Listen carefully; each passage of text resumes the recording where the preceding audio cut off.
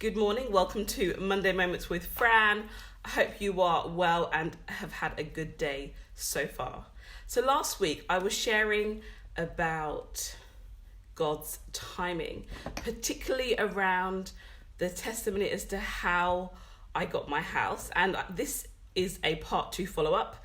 So I really wanted to share about how God provided for me before I moved into the house and after as well, because when you have a vision, when there's something that you know that you're meant to do, the provision will be made, and it can be in ways that perhaps we don't expect, but God is really faithful.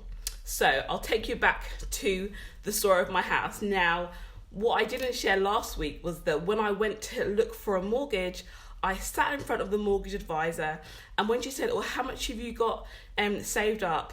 I said a particular amount in thousands of pounds, and then in my heart I said, "By faith," because I did not have a penny sat in my bank account at that time. So it was a real act of faith. I said to her how much I had by faith, and we would just go along the journey, because that number allowed us to, look at a house in a particular bracket. Now, roll forward a couple of months, and I spoke to you about how the people selling the house went on the vendor gifted scheme. The amount that I said in my heart by faith was the exact amount that the vendor gifted to me by way of deposit. And God provided for the deposit for my house, because I did not have a penny saved up when I first went to get the mortgage. So, God can move in really miraculous ways and utilize systems and schemes and programs to really, really be of benefit to you. So that was the first thing that happened. Now, in between the time that I, found the house and actually, finalising the paperwork, I had managed to save some money, and also my granddad helped me with a little bit of money to cover some legal fees. So that was another provision, but I asked for it. There's a saying that says, if you never ask, you won't get. Ask. Sometimes we have to be the ones to actually, become a little bit vulnerable, maybe put ourselves in a position of needing help and ask somebody.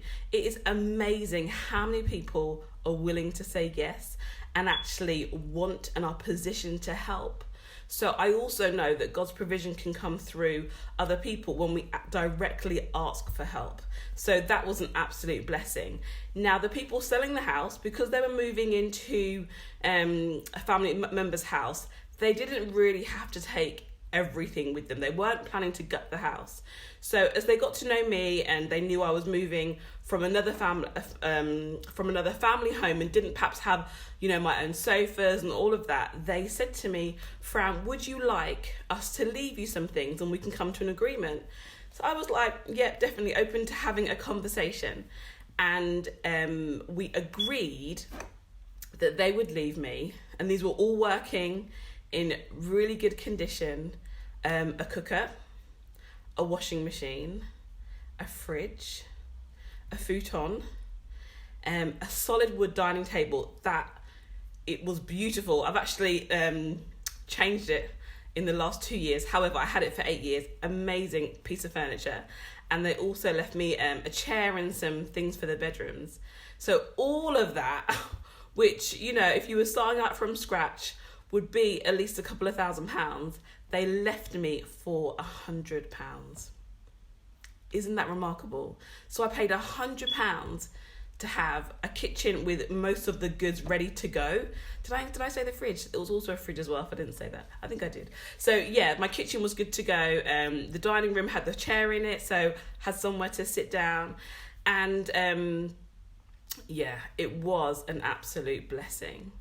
And then the rest of the house was furnished through other people giving me things. And my parents and grandparents helped me buy the beds for the bedroom. A friend's mum was getting new sofas. She donated a 3-piece leather sofa set. Really, really good quality. I had a little TV from before.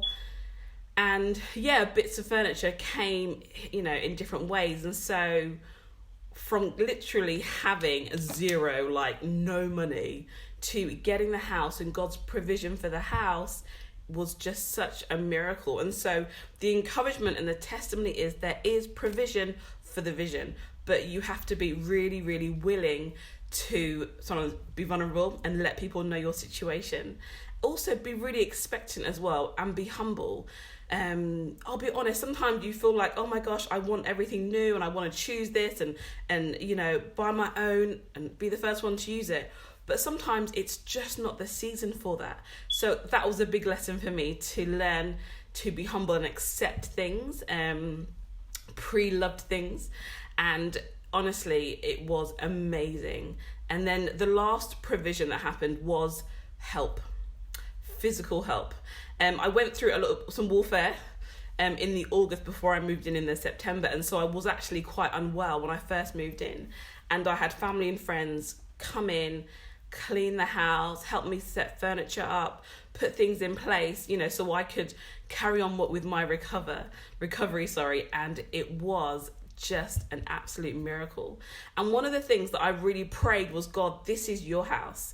You know, when I first got the keys, I came and I said, Lord, I dedicate this house to you. And along the journey, you know, it really has been used as a place and as an environment for people to come in and to pray. I could tell you some stories. I really could tell you some incredible stories.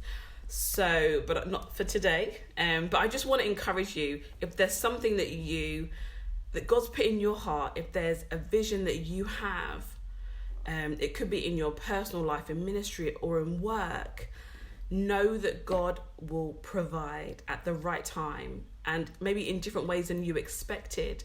But he is really, really faithful, because if it's his idea and it's his plan, he probably kind of wants it even more than you do to kind of get things moving and shifting. So yeah, I'm just celebrating 10 years, like I said, of being here. And we've evolved, we've moved, things have, you know, replaced things, new things. And it's just been a real blessing. And it's really funny because remembering the story and sharing it with you has just made me almost feel afresh. Wow, God, you are amazing, you know. And also the fact that he gave me the grace to have a particular level of faith, because to sit in front of in a formal formal environment, I'll say, when someone wants to know a particular thing and you're there saying it in faith, is remarkable. Obviously things are a bit different now because they want lots of evidence, but even still, that does not stop the fact that God can move miraculously. So have a fantastic rest of your day and be blessed. And I definitely look forward to seeing you next week. Don't forget to encourage somebody else. Smile at them, give them a hug, you know, just speak a word over their life. Let them know it's going to be okay. I know people are going through stuff out there, and I know that you're the sort of person who would want to help somebody else. So go and encourage them. Thanks for those who've been on with me live today. It's been great to see you. Have a blessed day.